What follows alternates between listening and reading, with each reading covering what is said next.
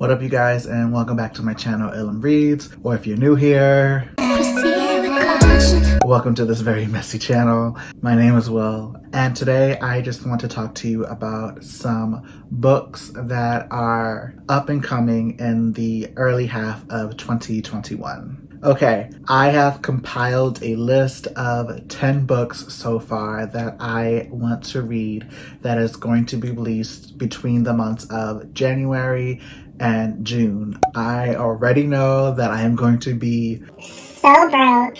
I'm kidding. We do not speak such things into existence around these parts.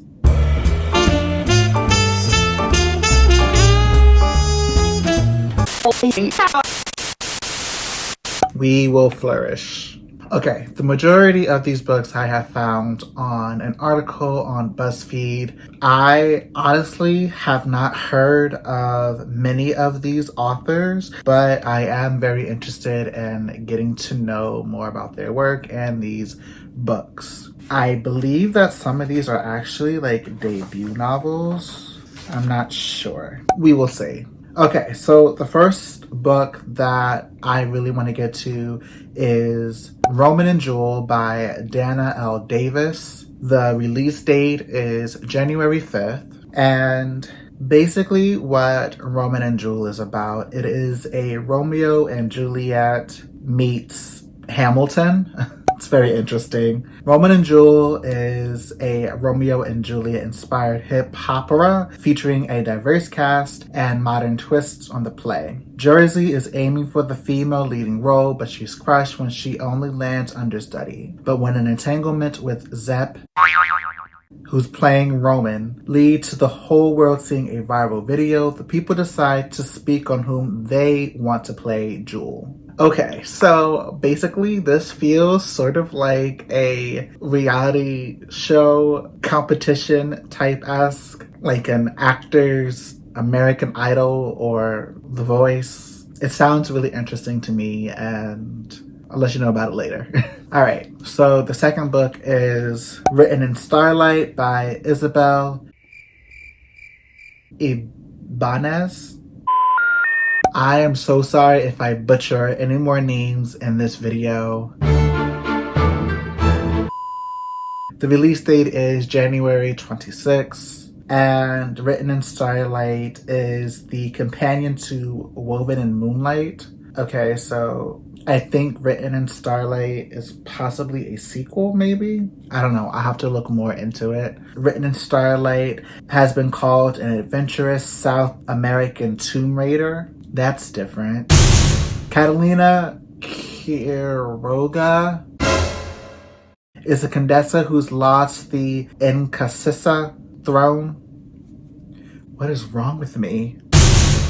The loyalty of her people and her best friend. When Catalina is banished to the jungle, she knows nothing will stop her from reclaiming her throne. But then she hears of the Ilari, with whom she can form an alliance, and as she seeks them out, she just might uncover her true calling. Yeah, I'm really interested in this one. Like, sounds like it has like a lot of high stakes, like that type of novel that will keep you at like the edge of your seat. I'm all here for it. Book number 3 is Yesterday's History by Kosoko Jackson. The release date is February 2nd, and the premise is after Andre Cobb receives a liver transplant, he gains the unexpected gift of time travel. Okay. Which is how he's dropped into 1969 and ends up making a connection with a boy named Michael. Torn between present and past, Andre must find out where he belongs. Okay, so this one sounds like a little sci-fi-ish,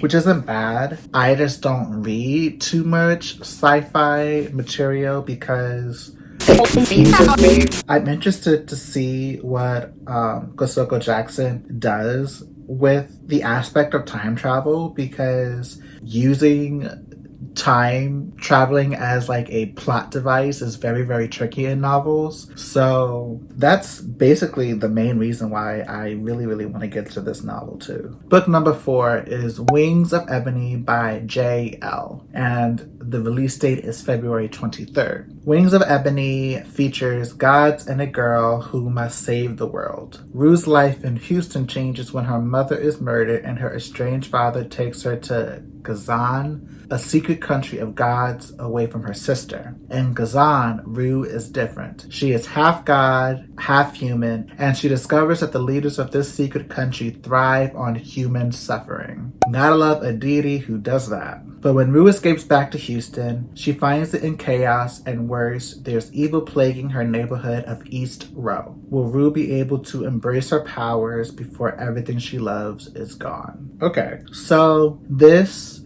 has like a lot of the hero journey type situation in this novel. Like I studied quite a bit of this when I was in college. Basically it's like where like the protagonist or the hero is put onto like this journey and they go through like all of these situations that they must learn about themselves and the aspects of just overcoming, and it's a whole spiel. But I was always interested in like that aspect of writing, and it sounds like Wings of Ebony has like a lot of that, so yeah. Number 5 is The Bright and the Pale by Jessica Rubinkowski, and this is being released on March 2nd. The book has been pitched as The Bear and the Nightingale meets Shadow and Bone. Both of these I've never heard of in my life. After an unexpected freeze, 17-year-old Valeria is one of the few survivors after dark magic leaves everyone else, including her family, trapped in an unbreakable sheet of ice. The Tsar wants to imprison anyone who has escaped, so Valeria is on the run. She finds refuge with the Thieves Guild and her best friend Alec until he's murdered. Okay, so she's just going through it. But when Valeria discovers that Alex is alive a year later, okay, she must risk her life for his freedom. Holy crap, there's a lot going on in this novel. I really don't know what to say except for the fact that my interest is just really piqued. Like, Valeria just sounds like she's just going through a lot, and I am all for characters that are so in-depth that have to face like all of these events in their lives, and just to be able to see if they can overcome. Like, I love a good story where I can just be so invested and root for the protagonist's life. And why do I think of like malaria every time I pronounce her name Valeria? Is that even right? Book number 6 is The Stolen Kingdom by Jillian Boheme. The release date is also March 2nd. In the kingdom of Perrin Fae, Merilith Greylorin. Why? A vintner's daughter. What the heck is a vintner?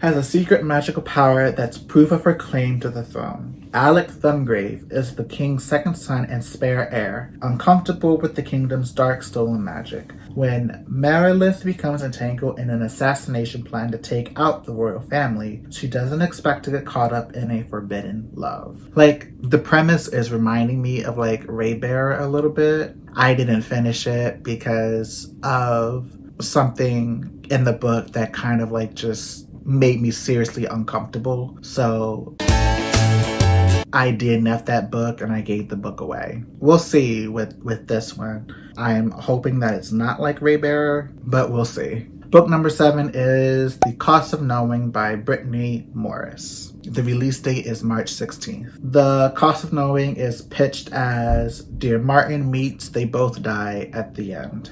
Please tell me that I'm not going to start crying. They both die at the end, put me through the ringer. 16-year-old Alex Rufus puts a ton of pressure on himself to be the best, but Alex has a secret. Every time he touches an object, he sees into its future. It makes it a little hard for him to live in the present. But when Alex touches a photo that gives him a vision of his brother's death, everything changes. Alex must do whatever he can to stop it. Okay, so this is really interesting. I didn't read Dear Martin, but I did read They Both Die at the End. And like I said, it really put me through the ringer. So like already, like I can kind of assume that there's like just so much at stake at hand in this. This might be like my number one pick of like 2021 that I really, really want to get to. Number 8 is The Ghost We Keep by Mason Dever. The release date is June 1st. Liam Cooper's older brother Ethan is killed in a hit and run. Why is everyone dying? And now Liam is struggling with grief and learning how to navigate the world without him. But then Liam begins spending time with Marcus, Ethan's best friend, who seems to be the only person who can relate to what Liam's going through.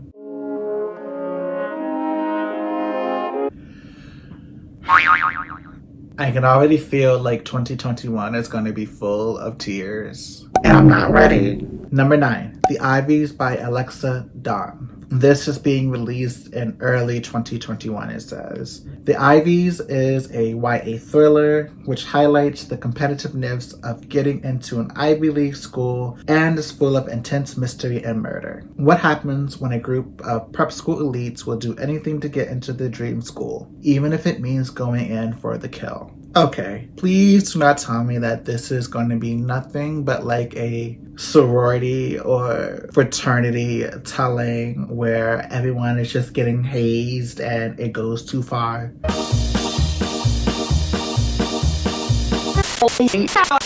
I can't deal. But nonetheless, I'm going to read it. Okay, the last one is Chain of Iron by Cassandra Clare, and it is being released March 2nd. Chain of Iron is actually the sequel to Chain of Gold. It is within her Last Hours series, which is the sequel to the Infernal Devices within her Shadowhunters Chronicles. The Shadowhunters must catch a killer in Edwardian London. Cordelia Carstairs seems to have everything she ever wanted. She's engaged to marry James Herondale, the boy she has loved since childhood. She has a new life in London with her best friend Lucy Herondale and James's charming companions, the Merry Thieves. She is about to be reunited with her beloved father, and she bears the sword Cortana, a legendary hero's blade. But the truth is far grimmer. James and Cordelia's marriage is a lie, arranged to save Cordelia's reputation. James is in love with the mysterious Grace Blackthorn, whose brother, Jesse,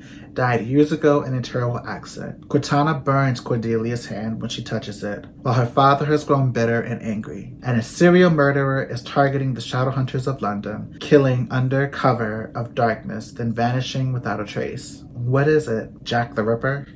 Together with the Merry Thieves, Cordelia, James, and Lucy must follow the trail of the knife-wielding killer through the city's most dangerous streets. All the while, each is keeping a shocking secret. Lucy, that she plans to raise Jesse from the dead. Cordelia, that she has sworn a dangerous oath of loyalty to a mysterious power. And James, that he is being drawn further each night into the dark web of his grandfather, the archdemon Belial, and that he himself may be the killer they seek.